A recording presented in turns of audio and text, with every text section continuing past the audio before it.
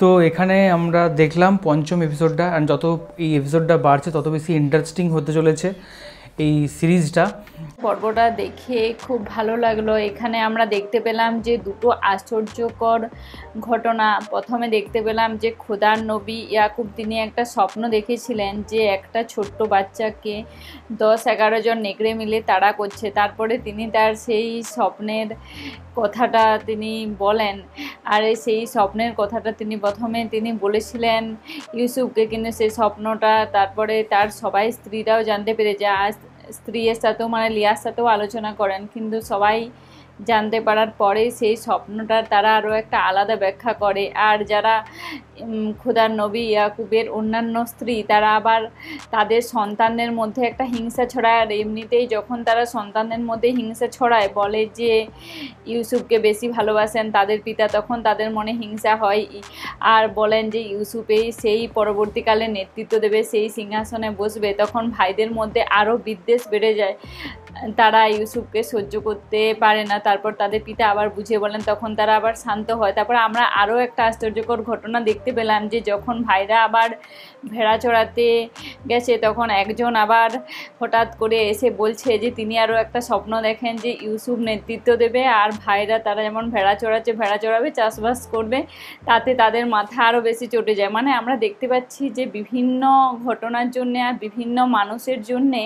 ভাইদের মধ্যে একটা রেষারেষির সম্পর্ক চলে আসছে। আর তাদের পিতা যখন তাদেরকে বোঝাচ্ছে, কিন্তু তাও তারা শুনছে না। মানে তারা অন্য আশেপাশের এত কথা শুনছে, এত তারা তাদের মাদের কাছে শুনছে যে তাদের পিতা ইউসুফকে বেশি ভালোবাসেন, তখন তাদের মনের মধ্যে একটা হিংসার বিদ্বেষ আরও বেশি বেড়ে যাচ্ছে, আর সেটা ইউসুফও বুঝতে পারছে।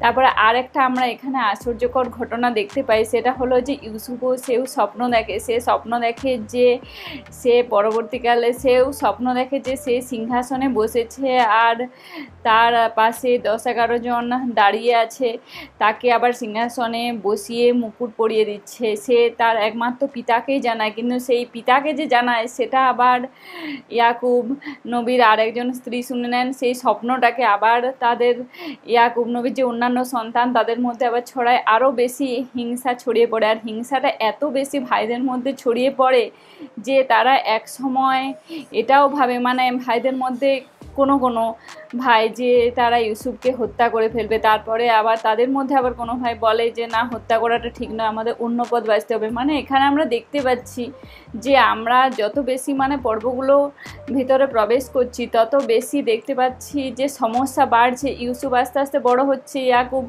নবী তিনি বুঝতে পারছেন যে ইউসুফ নেতৃত্ব দেবে, ইউসুফ যে কেউ ব্যক্তি নন, তিনি সামান্য ব্যক্তি নন। তার ভাইরাও বুঝতে পারছে, ইয়াকুব নবীর যে অন্যান্য স্ত্রী তারাও বুঝতে পারছেন, কিন্তু তাও তাদের ভাইদের মধ্যে মানে এত হিংসা ছড়াচ্ছে যে সেটা আবার যত পর্ব দেখছি তত মনে হচ্ছে যে হিংসাটা আরও বেশি ইউসুফের প্রতি বেড়ে যাচ্ছে। এই ঘটনাটা দেখে আমার খুব ভালো লাগলো, মানে এই পর্বটা দেখে। আমি জানি না আমার বলাটা কেমন হলো, আমি দেখে যতটা বুঝতে পারলাম ততটা বললাম।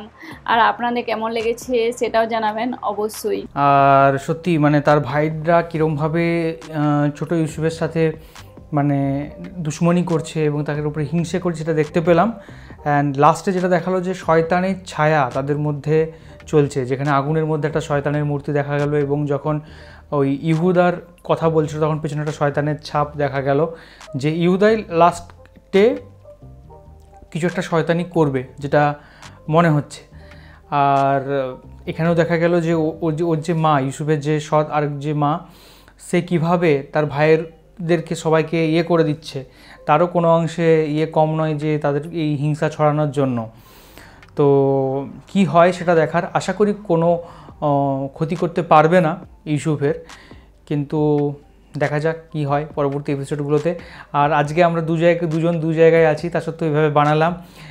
আর তোমাদের সেটাও কেমন লাগলো সেটা অবশ্যই বলো, কারণ আমাদের দেখতে খুব ইচ্ছে করছিল, কিন্তু টিকু অতটা ভালো করে রিয়াকশানটা বানাতে পারেনি, কারণ ও ফুল 40 মিনিট তো রেকর্ড করার পক্ষে সম্ভব ছিল না, কিছু কিছু রেকর্ড করেছে অ্যান্ড রিভিউটা ফুল রেকর্ড করেছে। তো দুজনকার রিভিউ এভাবে থাকলো। আর তোমাদের কেমন লাগলো সেটা অবশ্যই কমেন্ট করে জানাও, আর কোন কোন ভিডিও আমরা দেখতে পারি সেটাও কিন্তু অবশ্যই কমেন্ট করে জানাবে। আর পরবর্তী রিভিউটা কিন্তু আমাদের একসাথে থাকবে। আর আমাদের অন্যান্য সমস্ত ভিডিওগুলোও দেখবেন, সেগুলোও আমরা আপলোড করে দেবো। আর ইউসুফ, জুলেখা সেটাও আমরা দেখব। শুধু আমাদের পাশে থাকুন। টাটা। তো চলো এখনকার মতো ভিডিও এই পর্যন্ত, পরবর্তীকালে আবার দেখা হবে। তখনের জন্য ভালো থাকো, সুস্থ থাকো আর দেখতে থাকো আমাদের চ্যানেল।